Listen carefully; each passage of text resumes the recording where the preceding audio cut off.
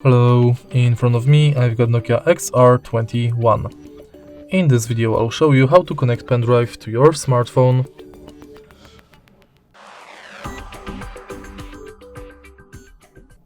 In the beginning, make sure that your pendrive has a USB-C stick and then simply plug it to charging port in your smartphone.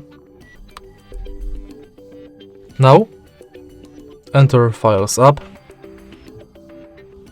browse, and your pendrive storage should be available under internal storage. If it's not, go to settings and search for OTG.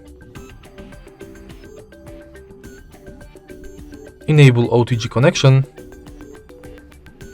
and go back to Files. And now your pendrive is available right here. If you find this video helpful, please leave like, comment and subscribe.